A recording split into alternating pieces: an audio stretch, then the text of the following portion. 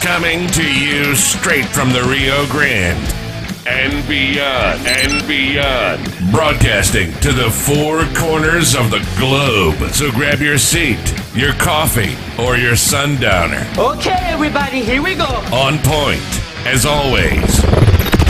This is Gloves Off. Gloves Off. We're back at you in Gloves Off. I'm Paul Buitrón. I'm here with my brother, Guro Roger Agbulos, and we're just going to touch base on everything about fighting and Escrima and training and history and those that have influenced us, and just kind of just jump around and just have a good time, because that's how we learn the passion of others and understand and respect it. How are we doing, my brother? You doing good? Very good. So I am very, very honored to be in your show. Thank you so much. It's been a long time in the making about this, being able to hook up, and finally we're together. So, and the last time we were together was way back a few years ago in one of your events, a big time event in Laredo. Yeah, and we're going to have it next week. We have the 14th annual World Pugilist Hall of Fame. We got some good people that are being inducted this year. Some people cannot come because of COVID, because they're coming in from other countries. You know, we have Mestre Hulk of Capoeira. He can't make it because of the COVID issues right now. We have two French professors, Claude Simoneau, which was one of the elders of Savate, you know, back in the 60s. He was teaching. He's just an old timer. He's the oldest of the living professors. You know, he's in his 80s. Mm-hmm. We have another young, because he's our age, you know, but in his 50s. And his name was André Sabatier, one of the best Savate guys that came out of Marseille. And he went on to become world champion in kickboxing and continues teaching pugilism. It's just, but they couldn't make it because of the COVID. So we're going to try to, but we have others. We have, what about my brother, Alameco Astig, instructor as well? Tim McPatrick, yeah. Yeah, and he, you know, he's representing Texas. He's been around. He's been a pillar in the martial arts in the Dallas area for a long time, always pushing people, trying to motivate them. We have another Texan in the Texas category, Wes Richardson from the Siete Pares clan of Escrima. Then we have from your area, Small Circle Jiu-Jitsu Sensei Norman Johnson. Then we have a Kempo black belt under Frank Trejo, Bob Fitzgerald. Then we have several pugilists from Laredo that have been around for a while and were pioneers. We have an interesting gentleman of Lucha Libre who was, you know, that was known in the 60s and 70s as Kid Azteca. And he just teaches people how to be fit in his iron body, which is Santo Ramo. And he's, you know, he was, you know, Mr. Mexico. He was in the top 4 of Mr. Olympia and you know, that kind of stuff. So it's good energy. And you were there. You were honored. You were also inducted into that.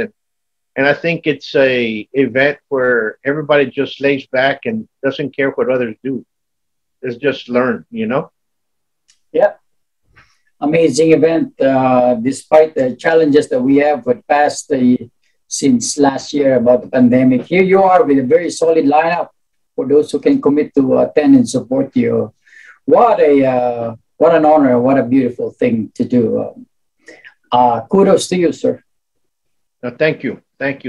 But let's touch base on you know, we always talk, you know, because we're on the phone, and every time we come back, and we're always coming back with telegraphing punches and telegraphing strikes. Let's touch base on that. Back in your training, those that you were trained under, who were the ones that were talking about telegraphing back then? Back in the days, we were starting this early in the 90s, even under the late Punong Guro Edgar Solite, where I came from originally. I miss you, sir, my brother. I miss you.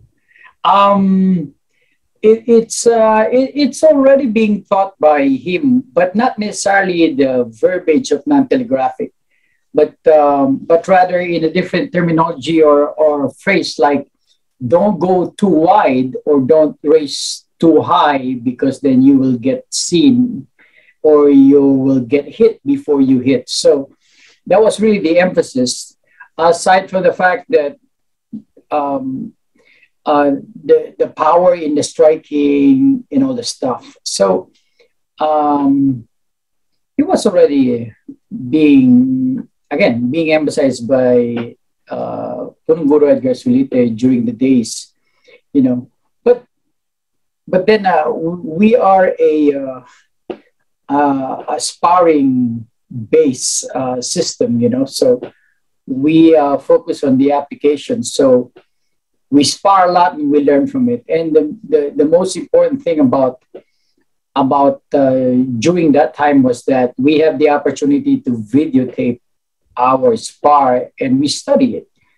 So since we are in the same batch with the others, you know, the Lameco, we call now the SOG, which is Soliti Original Group, you know. So and there's a lot of big names out there who actually came from the backyard group, so-called, you know. So when we spar, we kind of get even with each other because we're on the same batch. We learn from the same concept, principle. We learn the same exercises and all the stuff. But it's just so happened that I am the owner of the video camera. So I actually let Edgar have a copy for that. So, you know, but I take advantage over being able to watch it over and over and over and over. So the point is, if you have the same style, if you have the same, you know, regardless whether, I'm sure it's a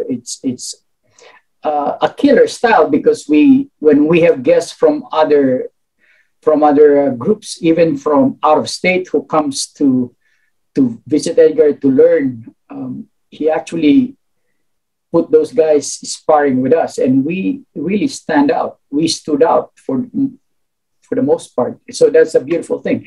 But when we are sparring with each other, there's kind of be like an even match, you know, because it's the same technique, it's the same source and all the stuff. So with me having the videos, I kind of watch that over and over. If we have the same stroke of behavior of striking, then I will not stand out, right? So I am so much into the performance of my spar that these videos I've watched, even until now, from all the spars that I have way back from the 1990s until the most recent one, I watch it over and over because it teaches you a lot of stuff, you know. It is, absolutely, yeah, there is nothing more honest than seeing yourself perform objectively, as long as you look at it without bias, you know. So if you are into with a big head, like, oh my gosh, and I am so, you know, tough and I get hit and because all that stuff, all this reason, then you are not as objective as possible in learning from the materials. So going back to the subject of non-telegraphic, even if that was being taught by Edgar, I thought there is much more things that I can take advantage of. For instance, on the subject of, again, non-telegraphic, is that there's always a lift, right? There's always a lift when you strike. But when you are exaggerating your lift because you want to put that power into the strike, if we look at it from the mathematics point of view, the point A of the tip to the point B of the target, it takes longer because you lift. So you have to think of the rationale behind it. What good is your power? Because we want to execute with power. But what good is the power if you're not able to hit the target because you telegraph your move? So it doesn't make sense. So there are ways to be more efficient with the development of power through the methodology of training, and I'm sure we're gonna get into that a little bit later. So to me, non-telegraphic is a powerful training concept, and but it's not easy because you have to change your behavior in the manner of your striking. In fact, the most important thing is that you should be able to perform non-telegraphic striking even under duress, under pressure, because that way, when you are used to that, you are able to think fast and execute fast, and you just have to change your behavior through repetition. So, no, you're absolutely correct. In telegraphing and you come and it's a good point that what you say is sparring element. You have to put on the gloves. You have to be in front of somebody else. You have to literally spar, and if you do not spar, that's not going to give you the reality-based training. Now me coming from that background, becoming from the savate background, becoming from the ring background, telegraphing was always the same thing. It was, you went up against in boxe française savate, you went up against people that had the same skill level or more, but they might have telegraphed something there when they're training. They might pull back their hand to throw across, and that gave you the edge to recognize that because you were very observant and recognizing the strikes, and that only comes from training in sparring. If you don't spar, you're not going to recognize the strikes, period. And so that's number one. And also being able to understand, and like you said, having a big head, because when you might be good enough and you might be striking the bag so powerful that the bag is shaking, the rafters are shaking, the whole room shakes when you're kicking and you have a powerful kick, but it's like sending a Western Union to somebody that you're going to kick them at 3 o'clock in the afternoon. You telegraphed a mile away. So when you tell somebody you're telegraphing, start adjusting yourself. And if that person wants to learn, he will adjust himself not to telegraph. If the person doesn't want to learn, well, then he's going to continue hitting the bag at full speed. And that's what separates, I guess, those that advance and those that not. Those that are able to change their strikes and to work for you not to telegraph. And for those that can read the telegraph. Because you have some people that can read the telegraph right away and they can become excellent counter punchers or counter attackers, Right. And then you have people that I'm going to put it to you this way, my brother. I don't care what style you do or what you do, what strike you're doing. You're going to telegraph. You have to give it. So sometimes some styles hide the motion of the strike within the motion of the body that they're doing. Either they're moving you in a circle and it's camouflaged somewhere alongside, but you're not to telegraph as much. Understand? So what you're saying is that sometimes we use that as a setup. So sure. Absolutely. So, but that's kind of like the product of your conditioned non-telegraphic style. That way you're able to put that technique in between or after or in the mix-up of because you don't want to be read on or you don't want to be predictable. So you put that in the mix. So it's still a question of conditioning. The telegraphic striking has to be done repeatedly with that development of, like, we call that attribute development. So sure. When you try to avoid telegraph, so therefore, instead of the recoil, you're going to go, your movement will be based on forward motion, forward motion. So that's a different kind of power instead of this power and then strike, right? That's what we're used to. But then to generate the exact amount of power just forward, that's not easy because you took away the distance required for that kind of power which is much larger from point A to point B. When you're going just from point A1 to B is shorter, half, but the power is going to be compromised because of the shorter distance that you need to execute that. So therefore, we have to put in our training the conditioning aspect of that. That's why we have to use some resources. Like, for instance, we got to get used to the forward punches instead of the recoil and the forward. And so therefore, we have to add resistance training, you know. So either dumbbells or rubber tubes and all the stuff to develop that power, you know, for it's like in Jeet Kune, they call it straight blast, right? So you got to get used to that. So it changes your behavior as well as develop that power in small moves. So it is the power in small moves that will help you execute the concept of non-telegraphic striking.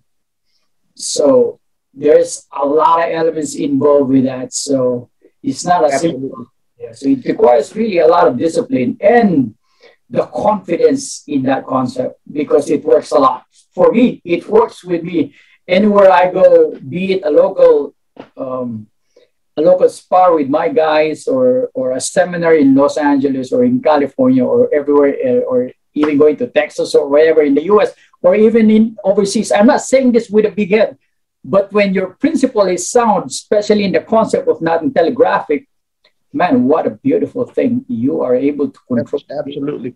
You know, and people need to understand that the strikes come from point of origin.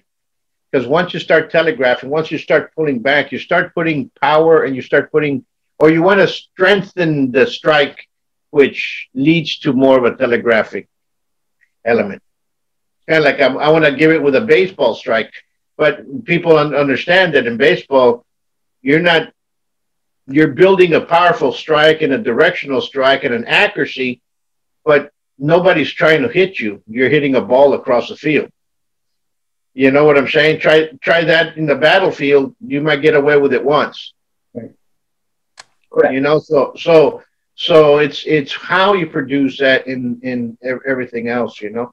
And what I have noticed is there's very few teachers out there that understand what telegraphing is.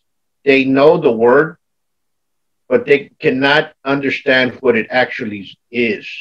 Mechanically, physically, the physiology of it, and how the body works with it.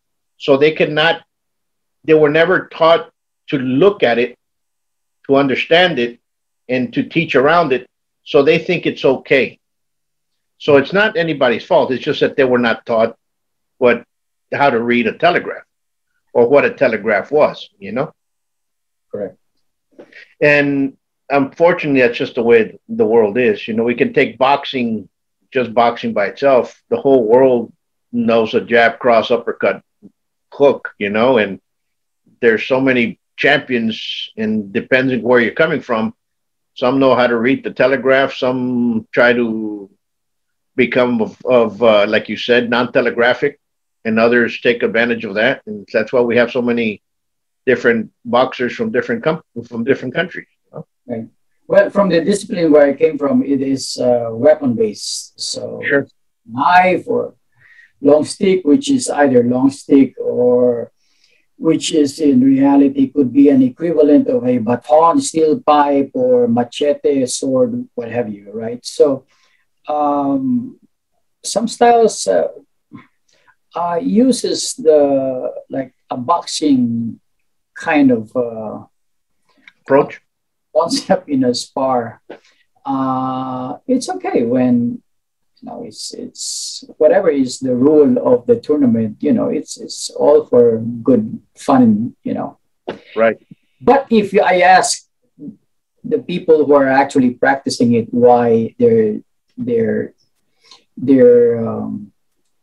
discipline is into the basis of that kind of fighting. If I ask them, why are you taking martial arts in weaponry? And then I already know the answer. For most of the answer will be, it is self-defense. Then it contradicts, because your training is based on how to win in terms of brawling, you know, to have so much hits. And it's going to be it's kind of dangerous because the muscle memory kind of builds on your repetition. So the subject of non-telegraphic and all that stuff, it's not going to work for that kind of environment. So, but it's good to be open-minded.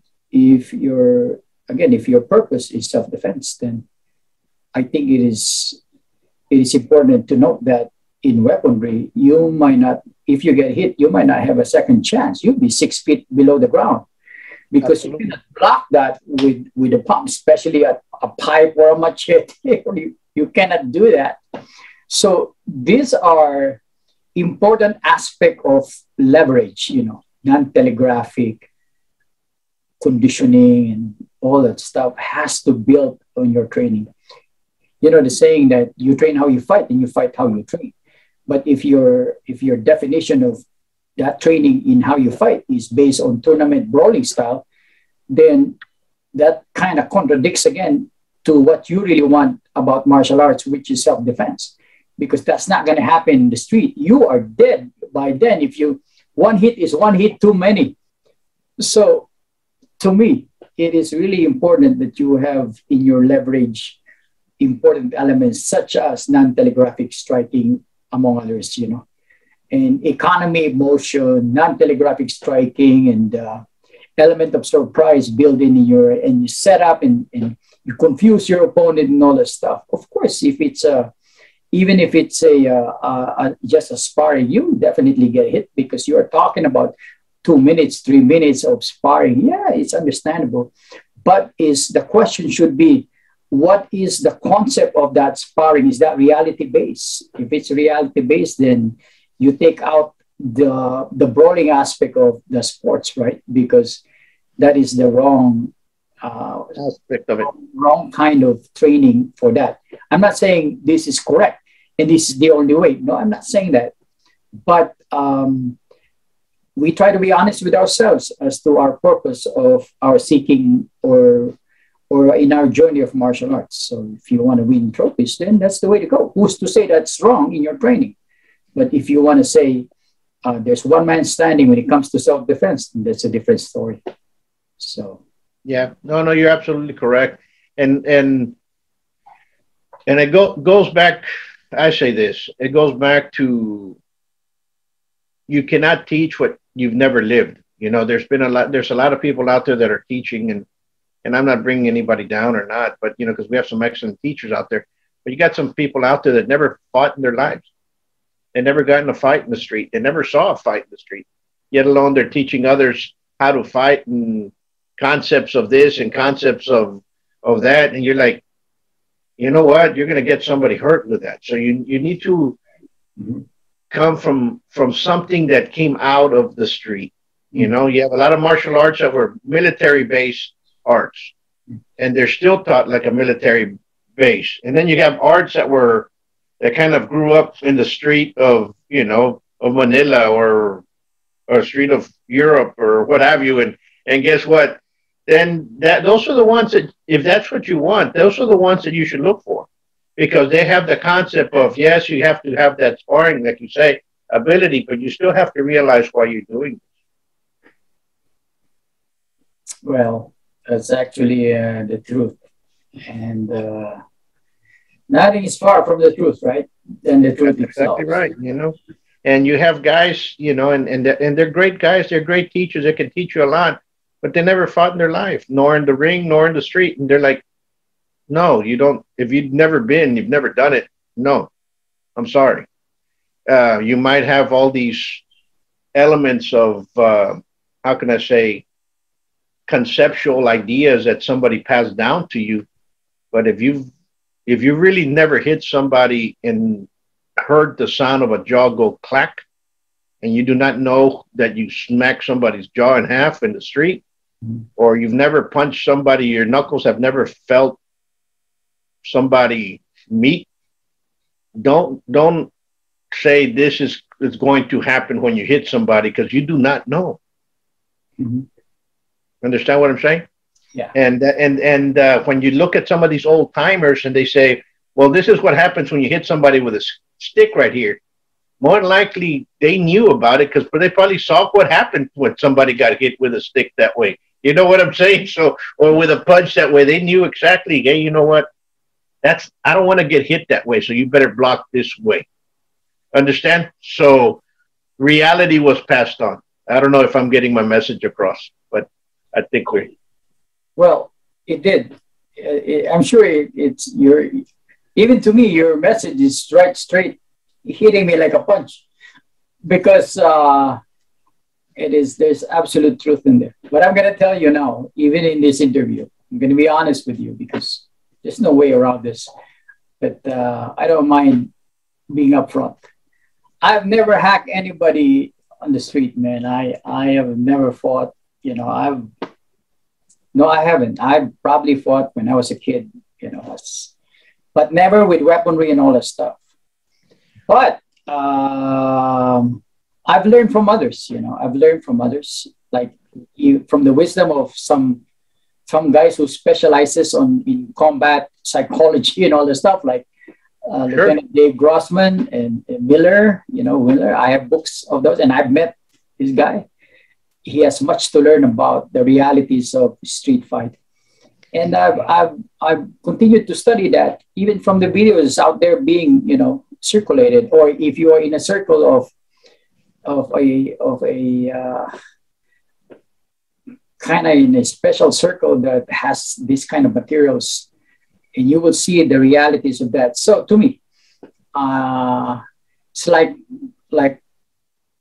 combat pilots. I don't think that you know, the Navy. What's that group that flies the jets in the Navy? What's that special group? Well, there's many, but which one? The ones that do the demonstrations? Yeah, like Tom Cruise. What's that? Oh, yeah, the Top Gun people or Top whatever. Gun, right? Okay. Yeah. I would not assume that everybody that flies combat jets are pilots that have downed a MiG or a Chinese plane. I don't think so. So you don't necessarily have to be somebody like that to be able to be a pilot, because not all pilots in the world into the combat has downed an enemy plane. I don't think so. But they're good in what they do for one reason. In their training, they take the reality of that training. So if they are into that, you know, that video simulation training, they take that to heart, that it is realistic. So the mind takes that as an added experience in your head. If you are able to kind of put that in your mind mentally, even, you know, the visual, if the, you know, the visual characteristics of that experience, including the sound experience and even the fear, even if it's just a training or a simulation, but they become better because the mind takes it as real. It depends on the mental mindset. So, and in my training and when I teach, we take. Yeah. The problem is in training, you train with people that have come from those elements, and they can pass on the reality of what it is. And once that reality is truth, or comes from that reality sense, you can understand who has come from that and who has not. And it's very heartening to see. And I will just compare it to the following. I used to teach at the local college, and I taught there for years. And right next to it was a police academy. You know, we shared the same mat. They would just pull a curtain across. And I was teaching Savat, and the instructors used to come over and they said, "Can we put on the gloves with you guys? Come on over anytime," you know, and they'll do the class. And then they'll be teaching whatever we did there, especially the low line kicking elements of it. They'll be teaching in their class. But one day I had finished class early, and there was a young lady, about 5'2", telling somebody that was 6'2", that if she hit him with a palm strike, she could barely reach him to the jaw, she was going to knock him down. And she was teaching this class for the U.S. Marshals, because I knew some of the U.S. Marshals that were there. And you're like, and they were all, how can I say, learning this because they had to, because it's part of the government courses that you have to take. And some of them I knew, and some of them, they eyed me, and I looked back, and there was nothing wrong with what you were saying. But there is nowhere in life that this 5'2" woman's going to stop that 6'2" man with a palm strike. You understand what I'm saying? Yeah, it's going to be tough. So if you do not have that sense of reality coming base, that can get people hurt. And unfortunately, it does happen. And there are arts that come from that element that came from the street into the world of what it is, and we are teaching that. And unfortunately, it does happen. Not everybody became a world champion. Not everybody that was in the ring can teach either. Not all the teachers were world champions. Understand what I'm saying? But you have to practice your art to the fullest. And I think you and many others are doing that. But I also think there's many out there that, I don't want to say give the art a bad name, but you know what I'm getting at. Kind of like, I don't care what art you're teaching, just as long as you make sure that person is going to go home safe. That's what I'm getting at. Very good, sir. Well said. Well said. Yes, sir. And because we all learn from each other. You've taught me a lot. We've all learned. We sit down and we talk, and that's just the way it should be. And for folks out there that say the old masters of some of these arts that are around, that they didn't cross train or they didn't talk to somebody else that was also a founder of a certain art, is wrong, because so many people cross train back and forth. It's so hard to, how can I tell you? A lot of people will be amazed. Right. I think some of the challenges that I see of the martial arts, of different martial arts system, is that they kind of very strict into the study of that curriculum, which is fine.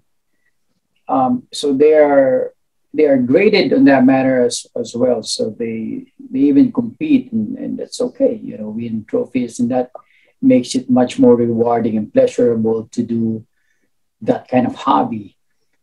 But when it comes to application base of martial arts, that's totally a different arena, because that's where the strict application of sciences is much more defined than required, than not at all. Because application base, which is now, if we're talking about martial arts, sure, that's its world, but it's a different world when you're talking about applied martial arts, because there are sciences that you have to take into your training attributes so that it becomes internalized in your movement, that discipline. So even myself, I'm explaining, or I am sharing the concept of the difference between martial arts and applied martial arts, or combatives and applied combatives. That itself is very vague, because that's abstract. But you will know the difference when you fight, because then you become to question, what is wrong with what I did? And I got hit a lot when I really followed everything that was taught to me by the system. Well, applied combatives is different from combatives, or it's like engineering and applied engineering. There's math and applied math. So there has to be a big difference. If you are into the performance, not just the killing aspect, because that's kind of wacko, and that's not good for that. But the closest we can be is into the applied martial arts, which is sparring based, right? That's the closest we can do, because we will not wish upon ourselves, the test of actuality of the street. That's stupid, because you might not have a chance if somebody pulls a gun, because you wish for that. You have no match for that. And not at all. And what you said is actually very, very well put. Because you don't want to, as a teacher, I don't want anybody to go out there and use this, because it's not that many people have the mindset to accept that. Okay. Yeah. That's very true. Because you if know, that's true, then I would have. I always say this. Then if that's true, then I would have about 10,000 students. No, I don't. I don't have that much because now people don't want to get into that right? hardcore. You know, so sometimes we get a lot of. Let's put it to you this way: we get women students. How do you prepare them to fight, or how do you prepare them to use this in a self defense situation? Most self defense situations for a woman is that she's going to defend herself against somebody she either loved before, knows very close, or somebody that she works with. You know, because that's usually when the date rapes come in, when this comes in, when the stalkings come in. So it's somebody that she knows. So how is she prepared mentally for that? And it's kind of hard, you know, when you see that. And how do you prepare them? You know, each person's different. Everybody keeps on saying, you know, this is going to happen here. No, it's not. It doesn't go because of a book. The realities of the street are very much different. Correct. And So and these things, when you go into a self, and God forbid anybody has to defend themselves in the street.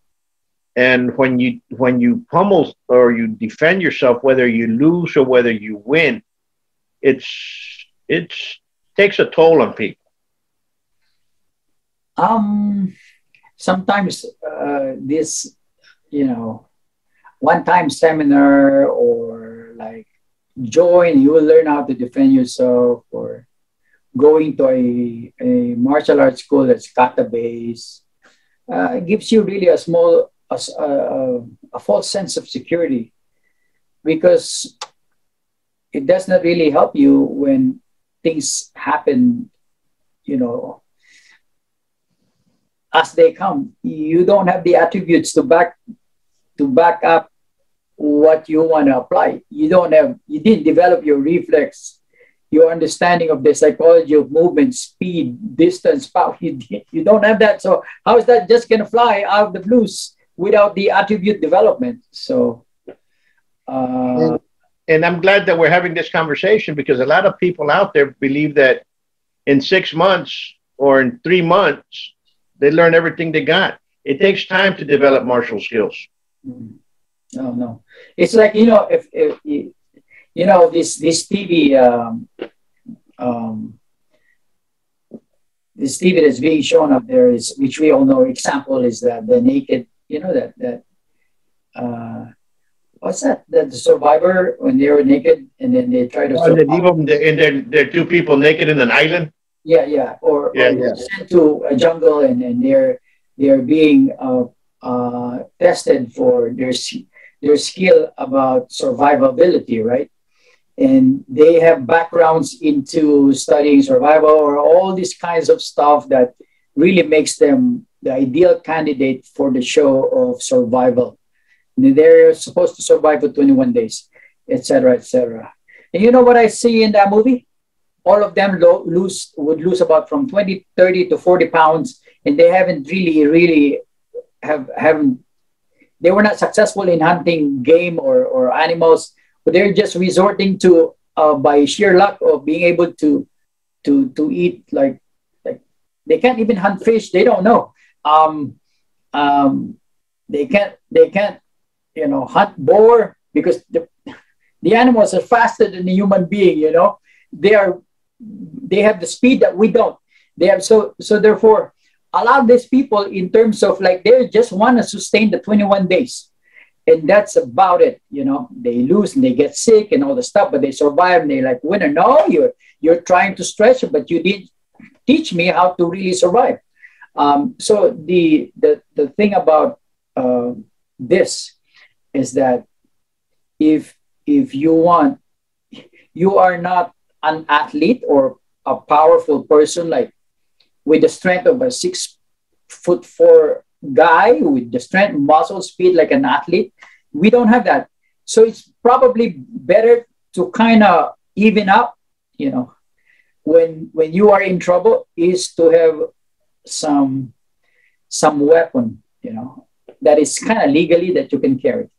So in that way, you will have the leverage than wishing that you can go palm up, palm out. You didn't practice that. You didn't hit the bag 10,000 times. You have no speed, no power, no understanding of timing, psychological movement of weaknesses and all that stuff. The advantage of geometric leverage of angles. You don't. You never went to sweat it out to learn those things. You don't. But it would be helpful if you have something to kind of equalize that chances of survival if it does happen.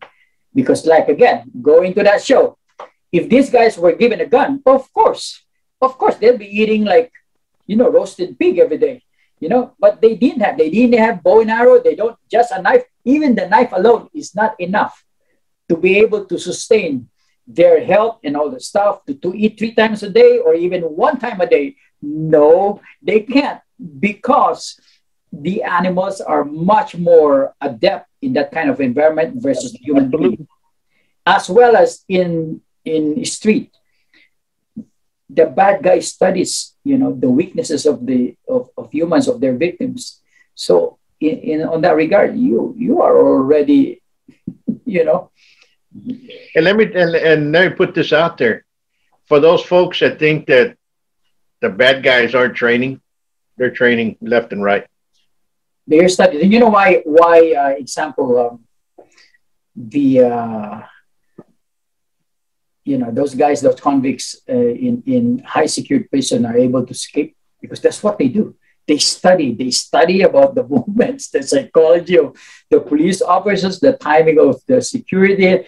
Oh my gosh, they study. And these bad guys, they're human beings. They have their intelligence, right? They're intelligent, whatever is that degree of intelligence, but their focus is to get you. So they're already ahead of the game. So for you guys out there that are tuning in on this, we're touching base about martial arts, and it's elements, the leverage that you can use to be able to perform better, which, like, we're going to go back to our subject matter, which is non-telegraphic striking. But non-telegraphic striking cannot stand alone. It has other important elements that needs to be backed up so that you can have the beauty of in your execution of non-telegraphic. An example, as we discussed, is the strikes in small moves, right? So that requires some conditioning, and that requires some resource or tools to get you into that manner. And then, of course, some other discipline that you need to invoke, into that discipline. So, yep. And to look for, for those you guys out there that are training in the Escrima or training in martial arts, look up Guro Roger Agbulos. Look him up. Hook him up. He's doing a lot of Zoom classes, and that's the best way for you guys to learn a little bit more. He's the real deal. He's folks out there that he loves teaching. I've seen his class. I've been there. I've trained with him. Love him like a brother, and it's something that you guys need to see, because not everybody teaches like him. And learn from all. Learn from all. Be open-minded, always to be, and be open-minded. So when you're training as a student with somebody and that person corrects you, he's not trying to insult you. He's trying to change you a little bit. There's a lot of folks out there that already learned how to fight. They come with Guru, or they come with me, and we're not going to teach you how to fight. Maybe we can teach you something inside there that we can fix to make it easier for you to use that technique a little bit better, or a little bit wiser, or see it in a different format. But fighting is something that it's a science, and it's a science that it's a puzzle that was broken a long time ago, and it's all over the world. And there's little pieces here and there, and it's something that you really have to cross-train, study an art, learn that art, have good basics, and then start cross-training out there. Don't go out there and start learning 4 or 5 different arts without you having put some time, and I say a good 4 years into an art and solidified some good basics, and then you can start expanding. Totally agree. Totally with you. And there, that's solidify the basics with one person, and ask them, hey, start looking up there, start going out and start grabbing.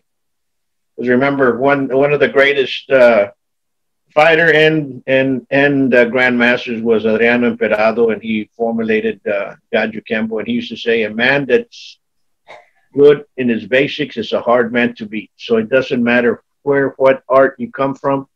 If that person is good in his basics, believe me, he's going to be hard man to beat. Right. Absolutely. Absolutely. Guru, when's your next Zoom session? How can people get in touch with you? Well, I have my Zoom session since last year. Actually, I was one of those that started this Zoom way back when the pandemic really started, March of last year. Sure. So last year, correct? Yeah. Right. Yeah, March last year. Yeah, so every Saturday I had my Zoom session. So, of course, I have now my regular guys, and so I'm blessed that some of the guys that and ladies that actually attends are from different parts of the country, as well as from Europe, Africa, and Asia. And what a blessing and what a joy to see these guys really getting into that training and discipline of what I believe. So it's a very, very rewarding experience. For those who wants to try and give it, why not? With or without you, I'm doing it. So might as well, join. So, or at least try. You can get in touch with me through Facebook. My name Roger, and my last name Agbulos, Agbulos. Otherwise, you can get in touch with the professor here and can give you the correct spelling of my full name. So you can get in touch with me. Believe me, I'm not a greedy guy that's into charge here, left, charge right. No. If this is something you want to give it a shot, by all means, be more than happy to kind of open your eyes to this. But this is not for everybody. But if you want to try it, then give it a shot. But if it is something you've been wanting to learn, I will say this myself, it's a blessing. Because with or without you, I'm going to be doing it. But with you guys out there who wants to participate, to me, that makes it rewarding. So, absolutely, yeah, absolutely, folks. I'll put his contact information on the description below. If you like this show, press like, subscribe to the channel. We got a bunch of stuff coming up there. We're trying to put out a lot of material, a lot of questions going on there. We've got a bunch of stuff happening this upcoming year. For those that like stick fighting, we're going to have the first American Stick Fighting Championship. Hopefully we can kick it off and have it in December 4th of this year. And hopefully we can at least, it's already have it. So for next December, folks can understand that that's where we're going to have it, and we can plan, and others can come in and they'll be out there. But those, we already have some guys that are already committed. Let's bring it in. Let's do it. And remember, baby steps, especially after this pandemic. Once more, you guys stay safe. Guru, we love you. Guys out there, you guys stay safe. Be safe. Till next time. Peace. Thank you, Professor. Thank you, everybody. Be safe out there. Be safe.